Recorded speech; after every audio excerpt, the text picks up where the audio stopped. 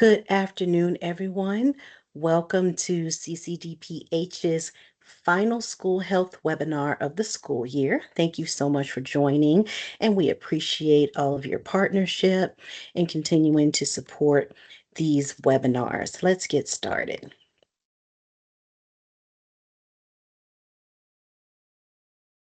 Our agenda is we welcome you and have a few housekeeping items, some announcements and resources, and then we have an update from our communicable disease unit, and then a brief presentation from the Concussion and CTE Foundation, followed by tools for self-care and wellness by the fabulous Felicia Houston. Let's get started.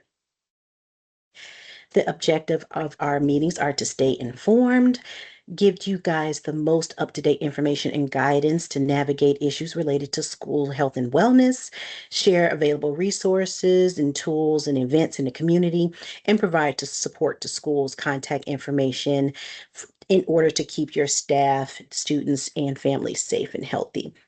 A little housekeeping, please keep your line muted so we don't disturb the presentation. You can feel free to put any questions in the chat. We'll make sure we go over those questions. And webinars are recorded and uploaded to CCDPH's website as well as our YouTube page. So if you miss anything, you can find the recordings and the slide deck on our website as early as next week. A few announcements, even though, well, this is a little premature. We don't have our monthly webinar set up for the next school year just yet. However, you can stay informed by scanning the QR code at the bottom and signing up for our monthly newsletter. You'll get information in between our meetings and find updated information and tools that you may be able to use even in the off-school hours. Here's information to contact any of our CCDPH departments, as well as how to find our school-specific website, as well as any other information. CCDPH hosted a data ambassador workshop teaching community members who register how to access and use data in order to enhance their programming. And you can find the full toolkit here by scanning that QR code. You did not have to attend, but it's very helpful if you're trying to gather data, access grants, etc., for your neighborhood and your school. If you would like to request an asthma or allergy prescription, you can submit all your questions to the website, the email address below, and the website listed is how you can request the information that you are looking for. As I am no longer the contact person for those prescription requests, but I'm happy to forward the information to the team who is supplying that now. Schools who are automatically opted into the Rescue Illinois program should reach out to Rescue Illinois with any questions or concerns about their shipment. If you request naloxone, you can do that from Jessica Yee. Denise is no longer with Cook County Health Department. We wish her well. So Jessica Yee is now the person that you can contact to get those presentations or those requests.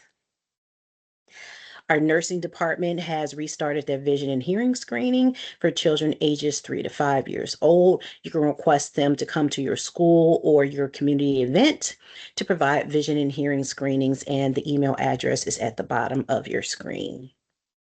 In partnership with SIMPAR, Cook County Health Department is offering free vaccine clinics to schools and school districts, community-based organizations, and other events.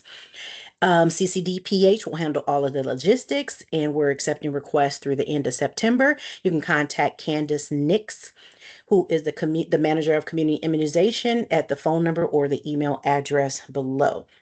I'll just leave that slide up for just a second in case you want to take a picture of the slide or copy down Candace's contact information.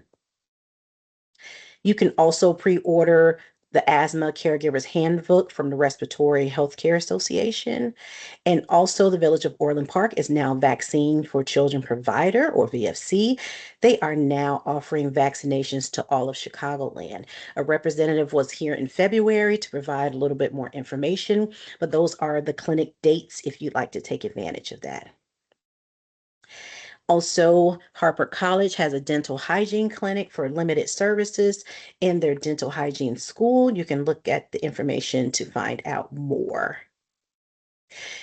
In addition to the other vaccination information we gave you, these providers also provide vaccination resources and mobile care vaccination resources. So you can contact any of them in order to be able to secure that.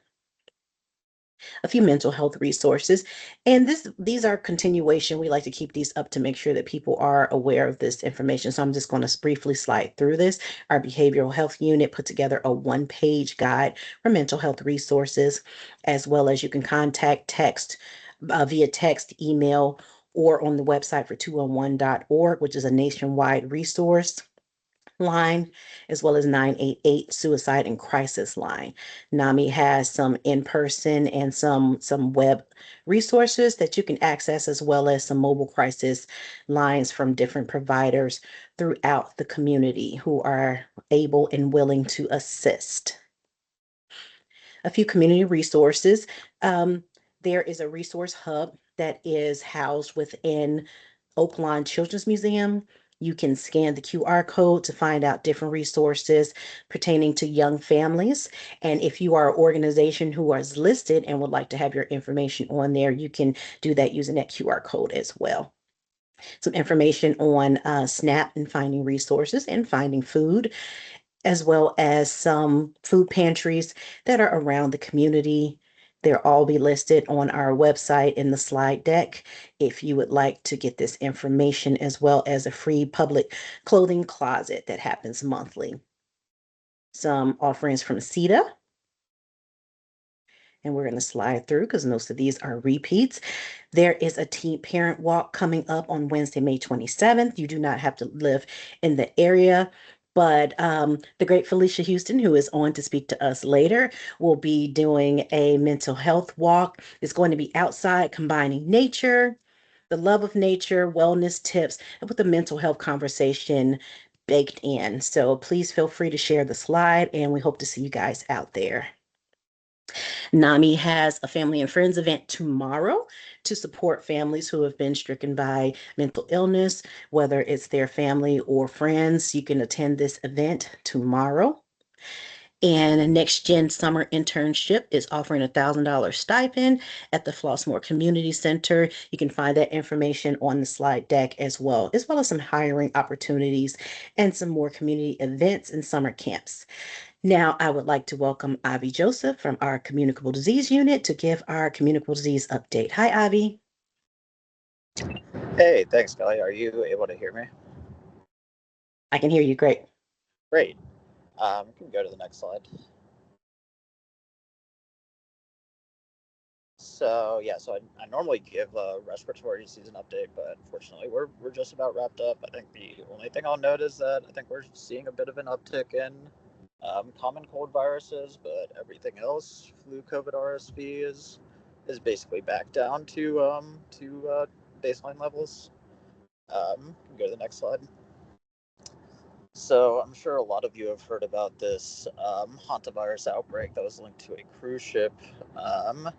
So this was reported to WHO on May 2nd, and it was reported just as a cluster of passengers with severe respiratory illness. But by May 6th, WHO had confirmed that it was hantavirus as through testing. Um, and it was confirmed as the Andes species of hantavirus. So the Andes species it's enzootic to South America. That means that it circulates within the animal population there. Um, this species is actually the only one with documented potential for human-to-human transmission. Every other species of hantavirus can only be spread from rodents to humans. The main reservoirs are these two rodents that are native to Chile and Argentina: the long-tailed pygmy rice rat and the long-haired grass mouse. And infection with the Andes virus can cause what's called a hantavirus cardiopulmonary syndrome, which is fatal in about 40% of cases. So as of a couple of days ago, and I don't think we've had any new numbers since then, there are 11 cases associated with this outbreak. 9 of those are confirmed and 2 are probable. All the cases are either passengers or crew on the ship, meaning that there's no sign of a larger outbreak beyond people who were exposed on the ship. Unfortunately, 3 people have passed away. Everybody has been evacuated from the ship at this point. And kind of the suspicion for the origin of this outbreak is, I think the origin of the cruise was in Argentina, and it sounds like the index patients may have been doing some bird watching around there in areas where these rodents live. So you can go to the next slide. So whenever there's, I guess, like a new or interesting disease in the news, what I like to do is just kind of go back and see if there are previous outbreaks where you can kind of look to see what transmission looks like and kind of what the literature indicates. So fortunately for us, there was this very recent large outbreak in Argentina from 2018 in Apuyan. Um, this did have demonstrated person-to-person transmission, and it resulted in 34 infections and 11 deaths. But if we're looking at that graphic on the right, you can kind of see that the outbreak burned out after 4 generations of infection, and pretty basic control measures were implemented, meaning isolation of cases, quarantine of contacts, and control of mass gathering. And then if you look at that graphic, you can see so individuals who are highlighted red are people who were kind of confirmed to spread the disease. Individuals in yellow are people who may have spread the disease, and individuals in gray did not cause any onward transmission. So you can kind of see that 22 out of the 34 cases in this outbreak did not infect anybody else. And 3 super spreaders are responsible for, I believe it's 21 out of the 33 kind of resulting infections. And then if you incorporate 2 more, that's 27 out of 34 cases were infected by just 5 people. Um, and I think this is notable that each infector was symptomatic, mainly in the what we call the prodrome stage of illness, so where it's kind of non-specific febrile illness type of symptoms. That's when a lot of the transmission seemed to have occurred, but no transmission occurred while anybody was asymptomatic or before symptoms started. You can go to the next slide. So there's a concept in infectious disease epidemiology that we call the reproductive number. So that's kind of the number of infections that are caused by each case. And for an outbreak to continue, the reproductive number has to be more than 1. So if you look at that graphic on the right, that's just kind of like the reproductive number over time within this specific outbreak. So you can see at the beginning of the outbreak, it's relatively high. Transmission is occurring, but then as soon as control measures were implemented, which is right around the 1st of January, I guess, you can see that reproductive number quickly drop below 1. So like I said, pretty basic, infectious disease control measures, isolation of cases, quarantine, limitation of mass gatherings that really did effectively control this outbreak and kind of burn it out. I think it's also notable that there were no cases among 82 exposed healthcare workers, and that's despite there being pretty minimal use of PPE, respirators, gloves, gowns, that kind of thing among these healthcare workers. And there was a similar situation where a woman from the U.S. had traveled to, I believe it was Chile, and she picked up this Andes virus, came back to the U.S. and exposed a lot of people, exposed 28 healthcare workers and 15 people on her flight back, but none of them ended up testing positive afterwards as well. So you can go to the next slide. The reason I bring this up is because it seems like there's been this, concern that hantavirus, could be the next COVID or whatever. But and I think some of that is linked to this, potential for airborne transmission. But just because a route of transmission is possible, it doesn't necessarily mean that it's going to happen or even that it's likely. There's actually a lot of factors that can influence the likelihood of transmission for any given pathogen. So, the mode of transmission, that's important. So, the fact that other other hantaviruses can spread through the air is it's noteworthy. But so are the the pathogen viability, the kind of minimum amount of the virus it takes to cause an infection, distance, ventilation, characteristics of the host. All those things matter when we're considering transmission dynamics. While, like I said, while inhalation of the aerosolized virus is recognized as a mode of transmission from rodents to humans, it seems less likely for human to human transmission with this specific Andes virus.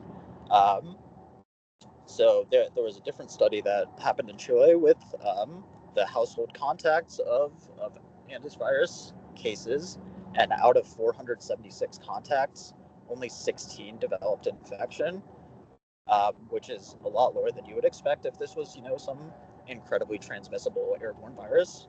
And most of the documented transmission actually involved sexual contact. I think within that paper, there was a note that I think sexual contacts were 10 times more likely than other household contacts to be infected. So what that indicates is that sexual contact, other body fluid exchange, or this really kind of sustained period of close contact is kind of what's necessary to cause transmission in most cases. On the right is just another graphic from that same paper, and it kind of shows the index case, and this I think this is a birthday party is kind of where the first transmission event occurred. So you can see that a couple of the people who were infected were at the same table as him. Um, and then there were these kind of like other people who got infected, um, but that's also kind of one of the other issues with outbreak investigations is just kind of by necessity you're interviewing people sometimes a few weeks after the event occurred. So if you ask me what I did at a party 3 weeks ago, who all I came in contact with, um, then I'd find it pretty difficult. So all to say is that it's possible that some of these infections occurred via aerosol transmission, but just kind of based on the totality of the evidence, it seems relatively unlikely. Can you go to the next slide?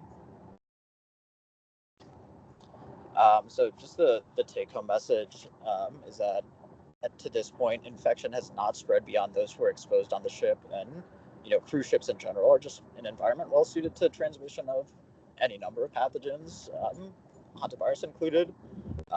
Just kind of based on the literature and previous outbreak investigations, it does seem like sustained close contact is required for transmission to occur.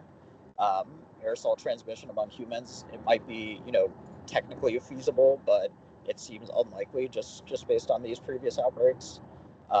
We've seen that basic control measures have been shown to extinguish outbreaks in the past, and hantavirus does have a pretty kind of long and variable incubation period. It can be as low as 7 days, but it can be up to 42 days. So we'll probably expect to see at least a few more cases associated with this cruise ship, in the coming days and weeks.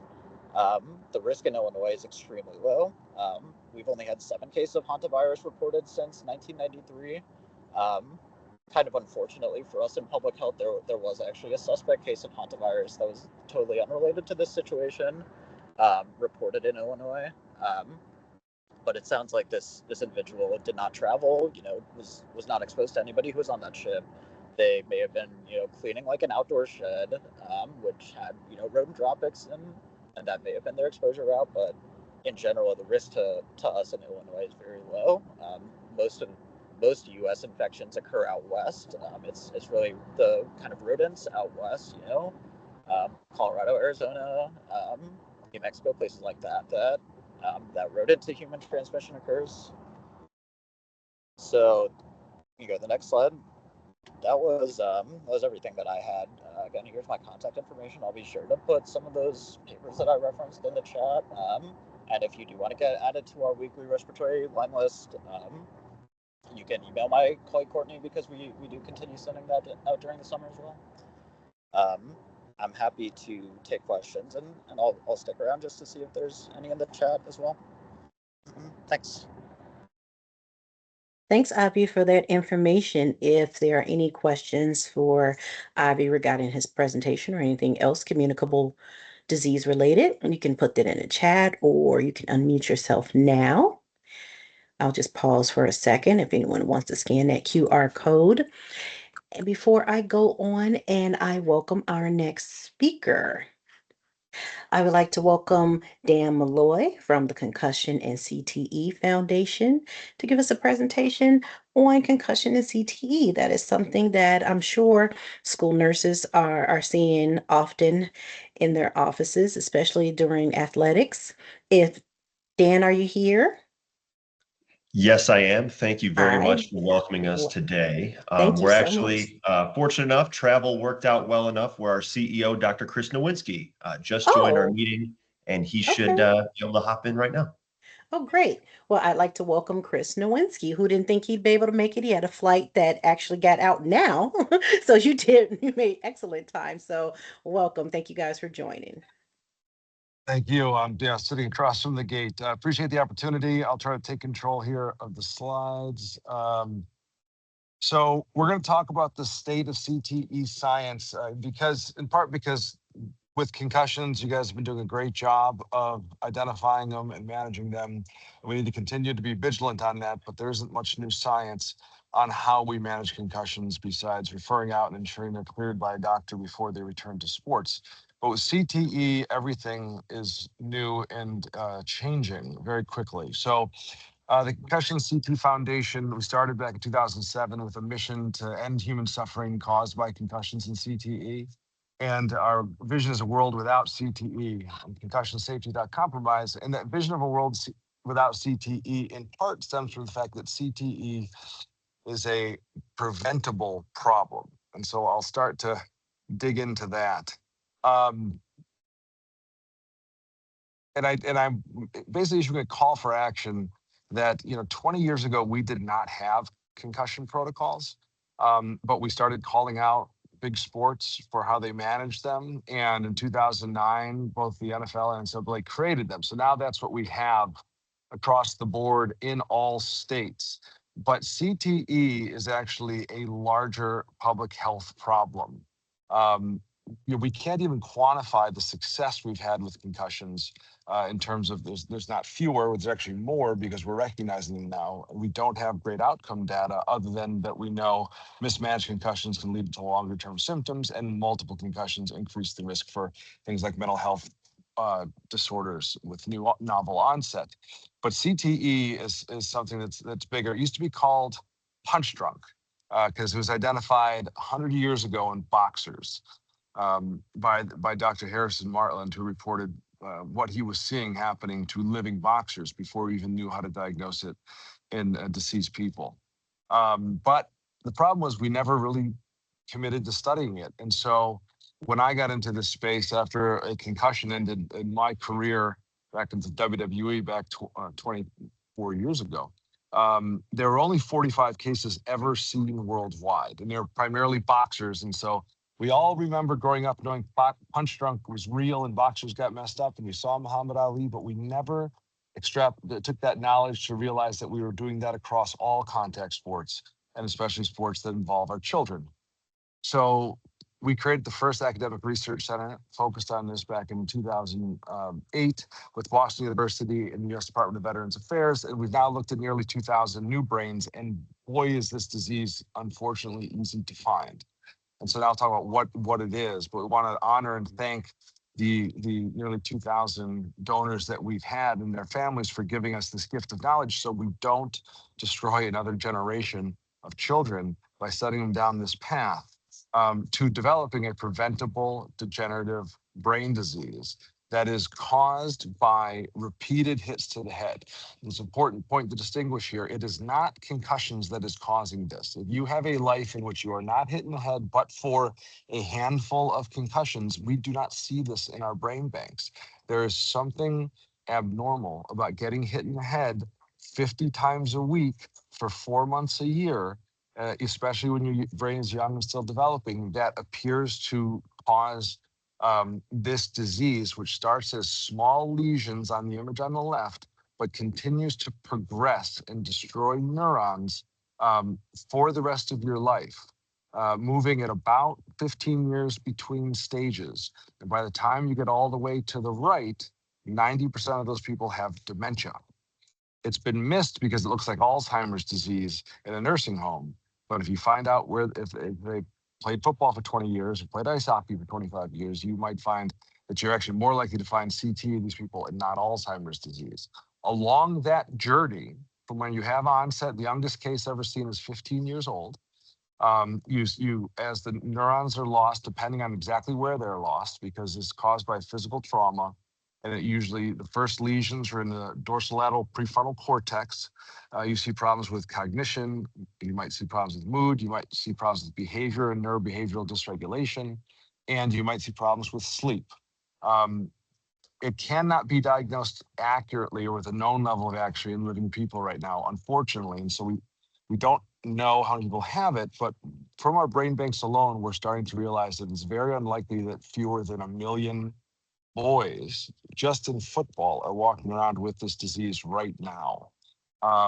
It is it's luckily somewhat rare in the population. We think about 0.7% of the overall population has it, but that's multiple millions of people in the United States. And in every study that's been looked at, where you looked at professional athletes in rugby, soccer, American football, and ice hockey, those who played more than 20 years, more than half have had it. So it means it cannot be rare in that population. This is another way to look at the disease, where it begins and where it progresses. So on the left, you see top to bottom, stage 1 to stage 4, but on the right, you see an image that helps you appreciate why it has been hidden as Alzheimer's disease. By stage 4 in CT, or stage 5, 6 in Alzheimer's disease, most everyone has dementia. But CT is a little more difficult because it does destroy the frontal lobes first. And so abnormal behaviors, poor judgment, inability to work, things like that can develop midlife. Dave Doorson's probably the best known resident of Illinois who had this. He was strong safety for the 85 Bears, took his life at the age of 50 and had stage 3 disease. And you see how it looks both, that's half of a hemisphere of a brain, and also under a microscope. That hole is a blood vessel because it starts around blood vessels.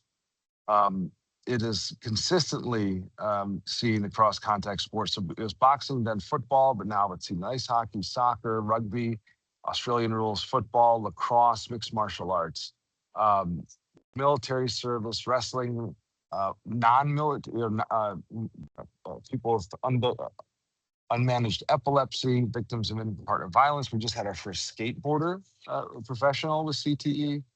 And again, the evidence for the dose response is best illustrated in this paper, where we looked at more than 600 football players, and we found that number of concussions did not predict CTE. If you look at the concussion number, it's 1.0 odds ratio, it's not predicted at all.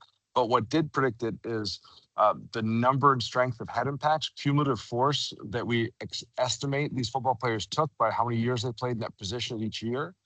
Every 1,000 hits increased their odds of CTE by 21%.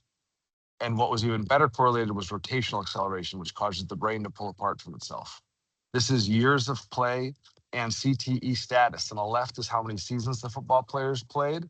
On the bottom is how many years they played. Sorry, on the left is what percent of people had CTE. On the bottom is how many years they played. And the lighter the color, the earlier stage of the disease. And what you basically see is before 10 years, fewer than half had it. But after 10 years, the vast majority has had it. And so it is a dose response disease. You should think of it like smoking and lung cancer. The more pack years of cigarettes, the greater your odds of lung cancer. Same thing here. The state of CTE, sorry, I got lost there. They've also just found our first female athlete with it, and it was not an older female athlete, it's a younger female athlete. You need to remember that we did not, before Title IX, we did not give women the same opportunity to play sports, but therefore they didn't have the same opportunity to get CTE. Now they are getting it. We also have a college soccer player in the US, both died at 28, both had CTE. This 12 months a year of soccer is going to be a problem for us going forward if we don't manage the headers. So we now know CT is unique from other brain diseases. It's progressive in most cases. It starts young in the teens or 20s. Started by its repetitive head impacts, not concussions. It causes dementia, Parkinsonism, motor neuron disease, ALS.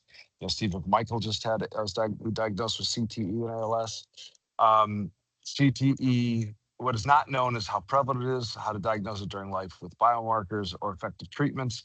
Um, and we have a lot of work to do.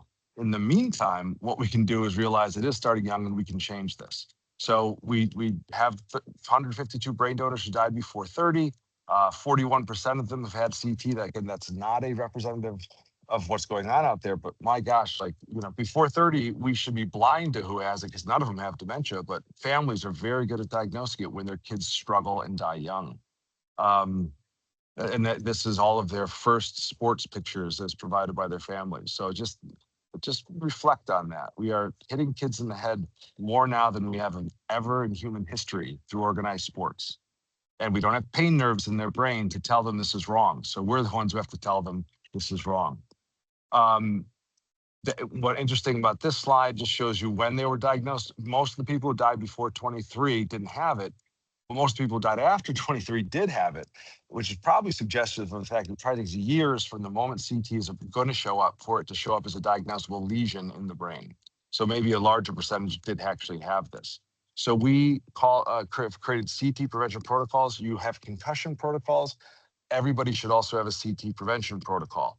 The first group which actually adopted that is the Professional Football Association. The union for the Premier League soccer players in England now is telling them, don't head the ball in practice. And if you're going to do it a very limited number of times, because the numbers really matter. So we need to reduce the number of hits to the head for children in sports. We need to reduce the strength of those hits to the head because, the small 10G hits probably aren't really causing the disease, but the more times you expose people to hard hits, the worse off they're going to be. A simple example of an opportunity to prevent CTE is to convert children in youth tackle football to flag. They'll go from 378 hits every fall to 8 hits. Even though they might still get concussions occasionally, concussions is not what's causing CTE. We have to educate people. That is the missing link. Nobody is doing this because when we first put this on the scene 20 years ago, the NFL fought us tooth and nail to say this isn't real. The NCAA still fights us. The NHL still fights us. FIFA's fighting us. World Rugby is fighting us, but we know this is real. And we have to tell coaches, you control the destiny of these children. You will decide who gets CT and who doesn't by how you practice. Parents need to understand, the earlier they start their kid in contact sport, the greater their chance of having this. If you start them young and they have success, they might end up in our brain bank with CTE because they'll be playing into their 20s and parents lose control when that child turns 18 of what they do. They lose control much earlier than that when kids make their friendships in those sports. It's a very complex social discussion. So I'll wrap there, say thanks to all the scientists who made this work possible and the brain donors.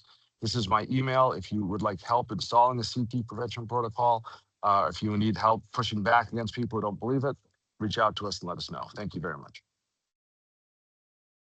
This was fantastic information, Dr. Nowinski, and thank you so much for taking the time out of your schedule. You are literally at the airport, and we appreciate your dedication. And we hope to have you back soon for a more in-depth conversation because it is important that we keep sharing this information. Have safe travels, and thank you to you and Dan for hopping on. And we will Thank see you. you soon. Thank you so much. And to follow that up, we would like to welcome Felicia Houston to the stage. Most of you have seen Felicia at previous webinars and at our school health in-person conference. She is a mental health professional, and Felicia has volunteered to share self-care tips and tools with schools. So welcome, Felicia. Thank you so much, Kelly. How are you? Fantastic, especially now that it's Friday. How about yourself? I am well. I enjoyed that presentation. That I need to reach out to. I just know his first name was Chris. That's what I can remember. Nowinski, But Dr. Nowinski, yes, yes. Nowinski, Dr. Nowinski. Yeah, that was powerful. I appreciate that information. Okay, so I'm going to continue because it is Friday. Thank God it's Friday. So the conversation that I want to have with you all this afternoon is about self-care. And I don't think that I'm going to share anything with you that you haven't heard before, but let this just be a reminder. And I challenge you all to do something different as a result of this conversation. So we can move to the next slide, please. So what I want to do is just do a quick check-in. If you guys could put it in the chat, um, if you can. If you're not, these are some questions that I want you to ask yourself on a regular basis. Even if you just do it on Friday, since today is Friday, the week is ending, maybe you spend some time to reflect. I think a lot of times we just go and do, and we never pause to reflect and see what's going on. So, some questions that you can ask yourself: how am I really feeling today? Like right now. How am I really feeling right now? Um, what has been taking the most energy from me lately? I don't know about you all, but I have two teenagers, and that has been taking a lot of my energy. What helps me feel grounded during stressful school days? What helps me feel grounded during stressful school days?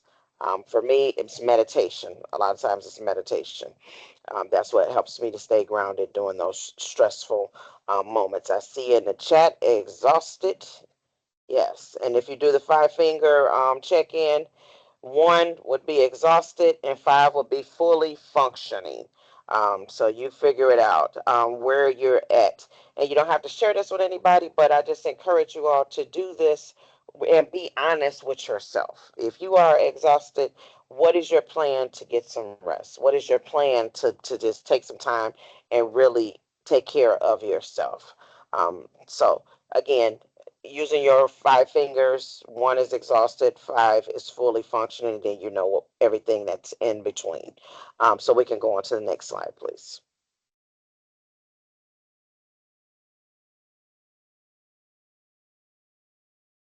All right, so why is this, how does this impact us? It impacts us because when you all are caring for students, a lot of times you're neglecting yourself. And caring for students while neglecting yourself is not sustainable. It doesn't help. Um, you have many, you have many staffing shortages. Many of you all of us who work with people all the time, we have secondary traumatic stress because we're listening to students, staff, colleagues talk about what's going on with them, and then it just start to impact us.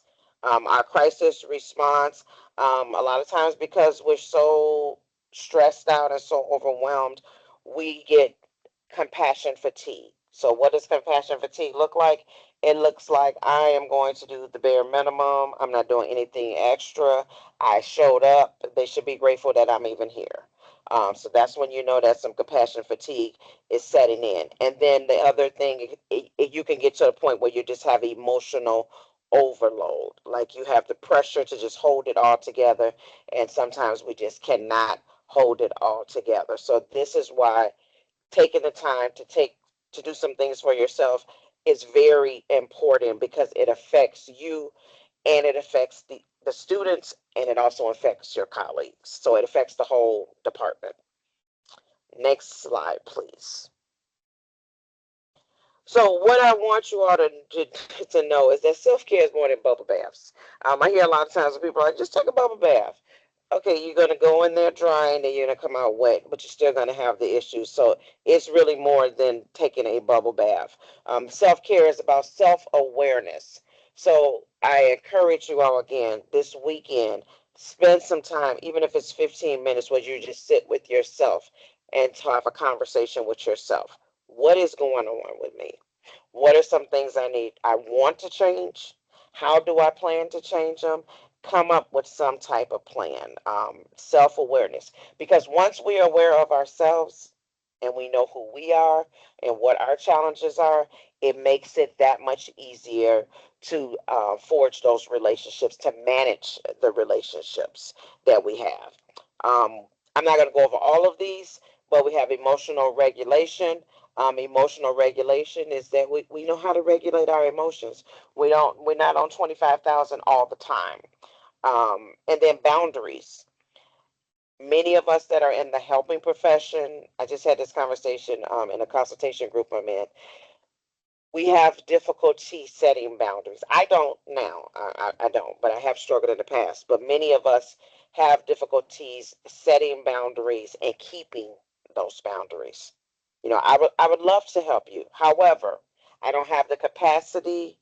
I don't have the bandwidth. I'm not available to assist you. But I wish you the best. Getting adequate rest. And rest and sleep are two different things, guys. So, how are you resting? When are you resting? If you could put it in the chat. When do you rest? Do you have a rest day? Do you have a time of the day where you're like, this is my time to rest? Put it in the chat. When do you rest? Community support.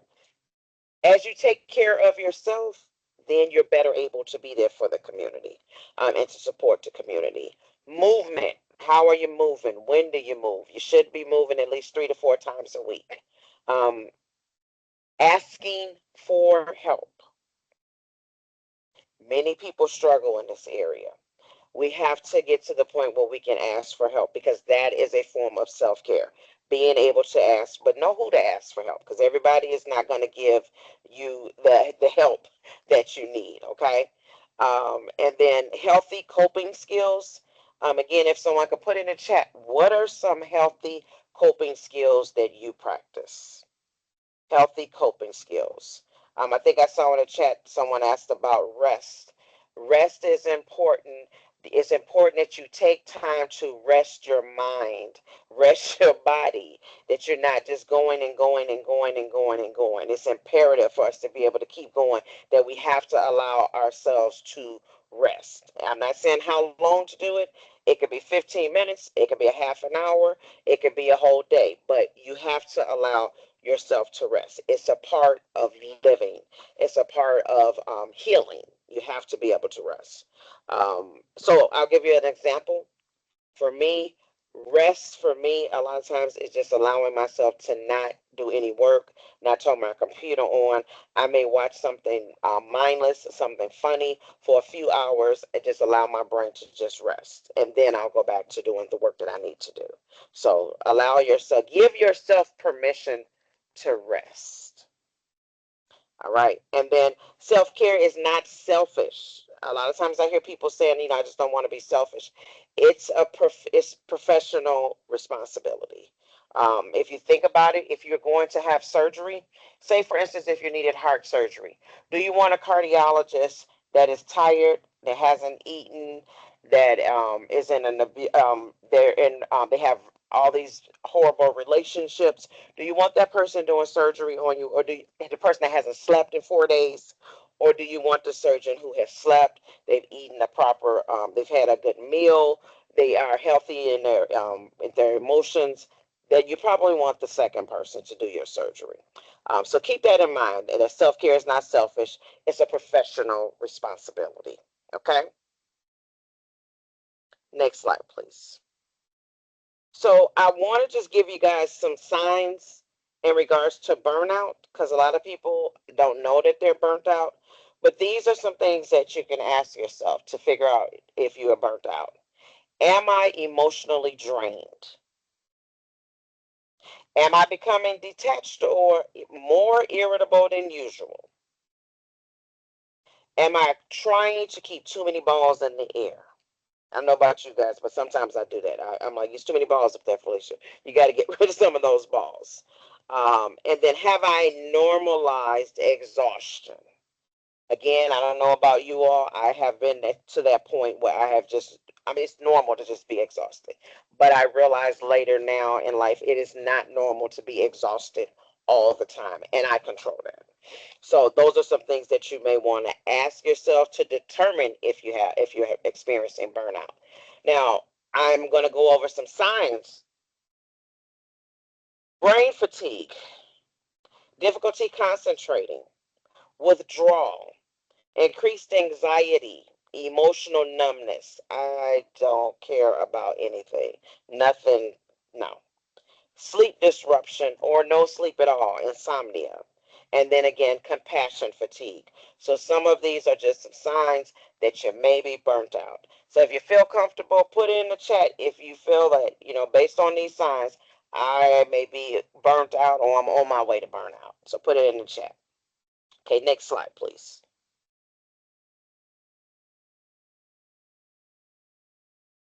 Something that I want to share with you all is just a wellness model that you can do to just kind of check in with yourself. I know that many of you all work, I know all of you all work in schools, so you're probably used to checking in with students and teachers and parents and things of that sort.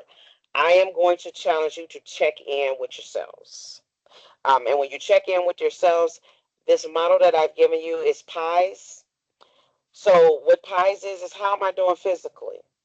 What am I doing to take care of myself physically? Put it in the chat. What have you done in the last 7 days to take care of yourself physically? Okay. The I is for intellectual. Intellectual. What are you reading? What are you watching? Have you seen a good movie lately? Did you go see Michael Jackson? I mean, Michael, did you go to the, have you been to the movies lately? Are you reading a good book? Are you a part of a book club? Do you want to start a book club? So keep that in mind. These are some things that you can do to take care of yourself. Again, self-care is not about just taking a bubble bath. Emotionally, what are you doing to take care of yourself emotionally? What are you doing for emotional self-care? It may be going to therapy, you all. It may be taking time to reflect over my week. It may be having boundaries and keeping them. Or it may be just giving someone else some support, or just allowing yourself to not support everyone else. Okay, so we have physical, intellectual, emotional, and then the S is for spiritual or social. So what are you doing socially? Are you connecting with people? Are you connecting with new people? Are you going outside, or are you just going from home to work, to home to work, home to work? Connect with somebody, connect with yourself, connect in your community. What is your purpose? So if you chose spiritual, what are you doing as far as faith? What is your purpose? Why are you here? Why do you do the work that you do? I always like to ask people, what is your why? Because that helps you to continue to do the work that you do. What is your why? Somebody put in the chat, what is your why? And when you look at these 4 areas, I saw some of you all have already put it in the chat. Which of these areas needs your most attention right now? Is it physical? Is it intellectual? Is it emotional? Or is it spiritual or slash social? You can just put the letter in the chat. Which area needs your most attention?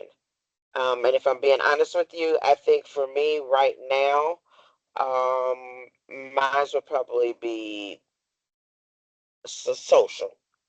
Mine would probably be social right now. I see people physical, sleep, yes. So just do a check-in with yourself once a week to see which of these areas need your attention, and then give it the attention that it needs so that you can move forward. So, okay, next slide, please. I see somebody physical. Yeah, boundaries, absolutely. All right, boundaries, boundaries, boundaries. I want to spend just a little bit of time here because saying no to others and yes to your self-care is what I want you all to walk away with. That it's okay to say no to others and say yes to your self-care. You can't take care of you if you're taking care of everyone else. You also can't neglect yourself and take care of everyone else because you're going to be sick. It's going to affect you in a lot of different ways. So we want to really keep that in check. What I want you to watch for, and again, this is a conversation we just had in the consultation group. You want to watch for overcommitting.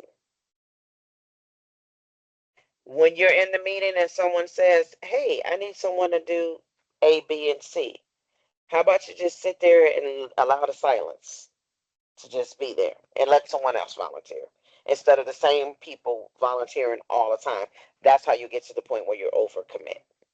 Watch for taking work home. I love it. Somebody said my word of the year is no. Yes, absolutely, absolutely. No is a complete sentence is one of my favorite quotes. So no, and it doesn't require any explanation or justification. Just no. And you don't have to be mean. It's just no. I'm not able to do that. But thank you for thinking of me. But I'm not available. Um, you want to watch for constant accessibility. Like if Kelly is available all the time, that's going to make for a stressful life for Kelly. If I could call her at 2 in the morning, I could text her at 3 in the morning, I can email her. That is going to cause a lot of stress for Kelly and her household. So we want to make sure that we don't give people constant accessibility. Have some office hours. When are you available? Somebody put in the chat. When are you actually available? Or do people have access to you at all times? So put it in chat. And then lack of breaks. Like, are you not taking breaks during the day? Are you in those schools? Because I'm in schools a lot. Are you in the school all day? Do you get outside and get some fresh air? Do you take your lunch? Those are things that you want to look at and you want to pay attention to because those are unhealthy boundaries. Healthy boundaries are protecting your lunch break. Hey, I want to help you all, but right now I'm going on break and I'll be gone for 30 minutes or however long your lunch is. And when I come back, we'll address this. Now, I know occasionally you may have to work through lunch, but you shouldn't be working through lunch every day. Leaving work on time when possible. Not answering emails late at night. Who does that? Raise your hand. You answer emails 1, 2, 3 in the morning. That's not a good example of a healthy boundary. I see someone raise their hand. Taking PTO without guilt is a healthy boundary. And I'm going to just add to that using your PTO is a healthy boundary. What I've been hearing a lot is people are losing their PTO because they're not taking it because they're just working, working, working. Please don't lose your PTO. Use your PTO so that you can take care of yourself. So again, what I want you to walk away with is say no to others and yes to your self-care because you are important. Okay, next slide, please.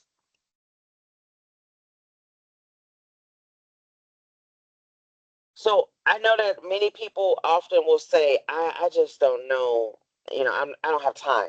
I don't have time. That's a big barrier. I don't have time for self-care. But you can't afford to not have time to take care of yourself. If you have time to do things for other people, you have time to do things for you. So what I just left you here is a few things that you can do on your own. You can take 2-minute breathing breaks where you just pause for 2 minutes and just do some deep breathing. It's simple. Inhale through your nose, hold it, 2, 3, 4, and then exhale through your mouth. Do that for 2 minutes, and that just helps you to reset. Check in with your peers. You should have some peers that you can trust, that you can just check in and say, hey, I'm not doing well, or hey, I am doing well, and you guys can kind of process and reflect with each other. If you are in a school all day, can you go outside and walk? Get some fresh air. Walk between meetings. That's something small that you can do. Gratitude practice. Making a list of things that you're grateful for. You can write them down. You can put them in a journal. I have an app that I use. It's called Evernote. And I keep my notes in my Evernote so I can just jot down things that I feel grateful for because that is a form of self-care, realizing what you do have as opposed to focusing on what you don't have. Stay hydrated. Stay hydrated with water. With water. Not Starbucks and Dunkin'. They have some good drinks, but you do need some actual water, okay, to stay hydrated. And then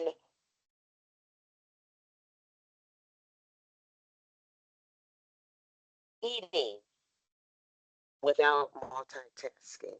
So, mindfulness, doing mindful eating, where you are present with your food. You're not on your phone, you're not texting, you're not on your computer doing work. You are fully present while you are eating.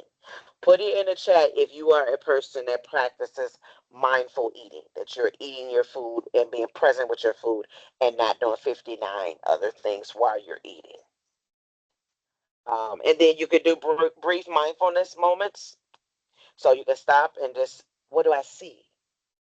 What are some things that I see? What do I smell? What do I hear? Use your senses to help you to have that mindful moment. And then schedule recovery time. So if you've had a week that was just, oh my God, this week was something else. Today is Friday. Now I need to schedule some recovery time because I've had such a full week. This weekend, I need to do some things and take care of myself to recharge and rejuvenate and be able to come back on Monday and start all over again. Okay? All righty. Next slide, please. What I also want you all to do is just focus on unplugging. And when we unplug, it helps us, because we don't have brain fatigue. When we just stay plugged all the time, you guys know what I'm talking about, I hope. Those people who have their phones with them all the time, they have a phone and a computer. The computer is in the bed with them, the phone is under their pillow. That gives you brain fatigue, that causes sleep disruption, it's attention overload, and it causes emotional exhaustion. So please keep this in mind, and this is why we need to unplug, even if it's for a few hours. How many of you all put your devices on do not disturb? After a certain time or a certain date, do you put it on do not disturb? If you have a work phone, are you able to just put that work phone away until Monday? Are you able to do that? Put in the chat, what are you doing to unplug? Because you can't stay plugged up and rest. They don't go hand in hand. What I want you to do is just try this challenge. Just try 15 minutes with no technology daily. Schedule your 15 minutes where you don't do anything for as far as technology. Just try it. And try avoiding that scrolling in your bed or before bed because that affects your sleep as well. So try 15 minutes without technology. Do that reset and see how that affects you. Okay? Anybody put in the chat if you've done this. Have you done that where you schedule 15 minutes just tech free? Put in the chat if you've done it. If you did it and it didn't work, put that in the chat as well. But if you've done it and it did work, put it in the chat. Okay. So what I want you all to think about right now, when was the last time your brain had true quiet? When was the last time your brain was just quiet? It's not a rhetorical question. Put it in the chat, please. Next slide, please. Someone says it's been a long time. I understand. So what I want you all to think about, somebody said maybe 3 years. I can't remember. I don't remember when. Yes, I understand. I understand. So but we can start today. So we're going to start fresh. We got a clean slate. We're starting all over. What I want you all to keep in mind, how you show compassion for others is great. Because anybody who works in a school, you have to show, I know you show compassion to others or you wouldn't do the work because you wouldn't be able to do the work that you do. I want you to take that same compassion and redirect it towards you because self-compassion it matters, and a lot of times it's hard for us. How are you talking to yourself? Are you saying kind things to you? Are you a perfectionist? Do you have unrealistic expectations? Do you have are you putting the pressure on yourself to always be strong? I have to do it. I don't have time to rest. I know the people in my family, the older people, they would always say, I don't need to rest right now. I'm gonna rest when I'm dead. And I'm like, no, I want to rest while I'm still alive. So thinking about that, these are some things that helping professions often carry, and I want you guys to stop. So what I want now is just think about, right, one thing you handled well recently. Put it in the chat, or if you're taking notes, jot it down. Write down one thing you've handled well recently. If anybody wants to share, put it in the chat. I will share something that I handled well recently. I have a 16-year-old and a 19-year-old. And my 16-year-old, is starting to drive, and it's causing me a lot of anxiety. But I have been allowing her to drive. When I pick her up from school, I've just been relinquishing that control, but it's hard because I am a control freak. So it is hard, but I think it's going well because she's feeling empowered and she's actually getting better. So that is something that I've handled recently well, but we'll see how it goes. All right. So anybody put in a chat, think of something. Um, and stop being so critical of yourself. I don't know about you, but I am very critical of myself. And a lot of people in our field are like that because we want things to be perfect. But I want you to start celebrating your accomplishments. Just like you criticize yourself, start celebrating your accomplishments. Acknowledge small wins. Speak to yourself like someone you care about. So, those students that you take care of, I'm sure you speak to them with compassion. You should have that same compassion for yourself. So in the chat, what I would like for a few people, put some of your wins in the chat. Some of your wins. What are some wins from this week? What are some accomplishments from this week? We have to do this. This is a form of self-care. Okay? What are some things that that you've done this week that you're proud of?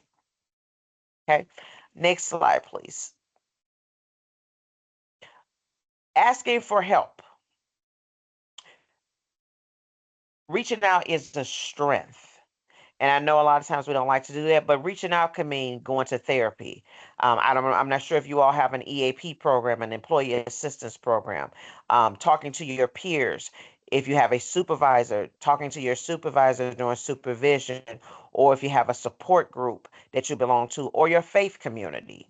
So making sure that you're able to get some type of help. You have the support, utilize the support. That's the strength to be able to say, I need some help. Ask for it and then receive it. Allow people to help. Because some people will offer to help, but some of us are like, no, I'm good. I don't need any help. Yes, you do. You know, you need the help. So take the help. Take the help. And then some helpful resources, and I think Kelly already shared this on some of her slides, is the 988, the Suicide and Crisis Lifeline. NAMI is another one. I think she had some information about NAMI. And then Psychology Today has a therapist finder.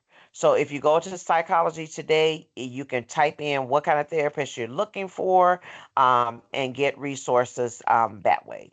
And what I want you all to know is that strong professionals ask for support too. So we don't have to be strong and try to do everything. If you are overwhelmed, ask for assistance. Okay, next slide, please. So what I want you all to do is just pause for a minute. I don't want you to do all of these. I just want you to answer one of these questions. What do I need more of right now? And I'm going to answer that question for you all. What I need more of right now, I need some more sleep. I went to bed late and I took a friend to the airport at 4:30 this morning. Right now, I need some sleep. So when I finish this call, I am going to get some sleep. Or you can ask yourself, what has been draining me lately? Is it paperwork? What is draining me? What boundary do I need to strengthen? Think about that. Healthy people have boundaries. They keep their boundaries. What boundary do I need to strengthen? And then the last possible question for you to reflect on is, what is one wellness action I will commit to this week? So put it in the chat. Answer one of these. So pause for a minute, think about it, and then you can put your answer in the chat. I see rest. I see stretching. Yes, the current state of the world is draining me. Absolutely. Absolutely. So I just encourage you all to just pause and take you a few minutes where you're not thinking about what's going on in the world. Allow yourself to just escape. And I'm just going to share this with you all, and this has nothing to do with anything, but I just feel like I have to share this.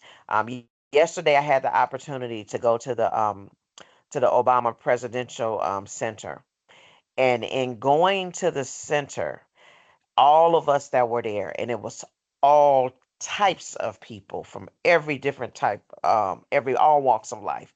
We all said it was like an escape from reality, and we felt peace while we were in there. And when we walked out the doors, we were like, oh well, now back to back to normal, back to life. But it just allowed us to have that moment, that hour where it was just peaceful and everybody just got along. People hugged, people didn't, nobody judged anybody, and it was an awesome thing. So allow yourself to do something that allows you to escape from what's going on in the world, because you're right, it's a lot going on right now, and it is affecting us in more ways than one. All right, next slide, please. What I want you all to know, just in conclusion, is you deserve the same compassion you give others. So you're known to be compassionate to other people. Show that same compassion towards yourself. You deserve it. Your wellness impacts your leadership, your relationships, and how you care for others. So if you are not well, it's going to be hard for you to lead others and to have healthy relationships and care for others because you are not well. Regulated adults help create regulated environments. So we want to make sure that we're regulated because then that helps to create a regulated environment. And those are some things that I want you all to leave with. And one of my favorite things, okay, good job, good Tiffany. I want you all to just think about something. I don't know if you all are familiar with Dr. Carl Bell, but Dr. Carl Bell was a African American psychiatrist here in Chicago, and his organization was called Community Mental Health Council. And something that he said he was really big on protective factors. And he said, a quote of his is, risk factors aren't predictive factors because of protective factors. So all of the risks that you may have are not necessarily predictive because of the protective factors. So think about your protective factors, but also be reminded that you all are protective factors for the youth that you work with. So really focus on building those relationships, connecting with those youth, but you can't build and connect with them if you're not taking care of yourself first and foremost. So again, keep in mind that wellness impacts leadership, relationships, and care. And everything starts with you. I think that's it. Next slide, please. All right. Yes, that is. All right. So thank you all for allowing me to just share a few words with you. It is my hope that you will do something different as a result of this conversation. And if you all could put in the chat, everybody, if the people who can, or if you're willing to, just put one thing that you are going to do different as a result of this conversation. And then, do we have any questions?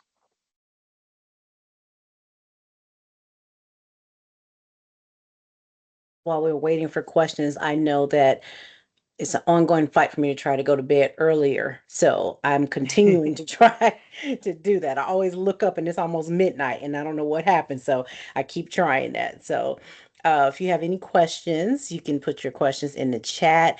But in the meantime, we want to thank the great Felicia Houston. Your new name is the great Felicia Houston, for Oh, giving thank you. us these Thank you. tools and tips. It is always so great to have the reminder of what we need to do to take care of ourselves, because we may know that we need to go to bed early or exercise, but or whatever, get off social media, but sometimes we forget and we need that reminder. So Mhm. I am so happy to have you here, and there are lots of hearts I in the see them. chat Thank you and lots all. of thank you.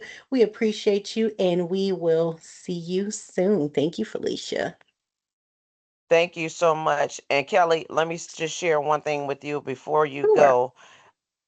In regards to going to bed at night, I have found meditations that are specifically for sleeping. Mm, So I do those meditate like I think they call bedtime meditations.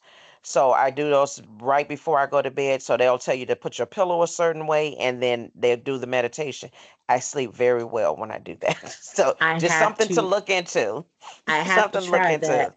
Once I was Yes. on TikTok and I was just scrolling and I ran across a live video of someone doing the sound bowls. And the next thing I know, I was knocked out. Yes. So I need to find her page every night. It was very, Yeah. very hopeful.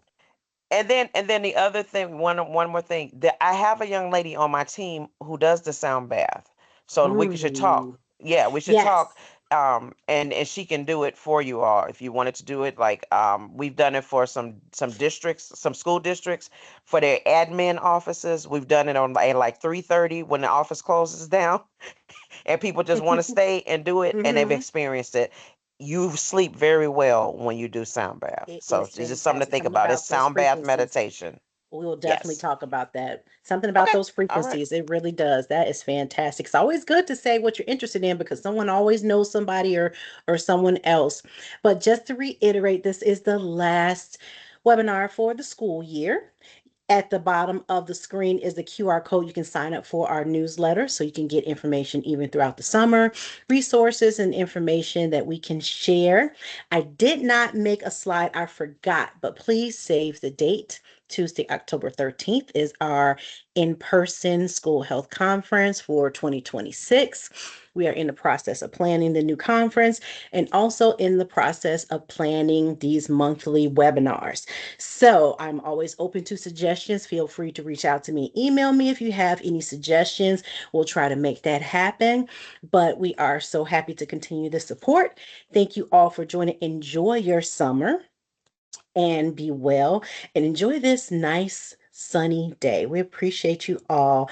Take care, be well, and thank you to our presenters, Felicia and Dr. Nowinski. We will see you all in September. Have a good one. Thank you all.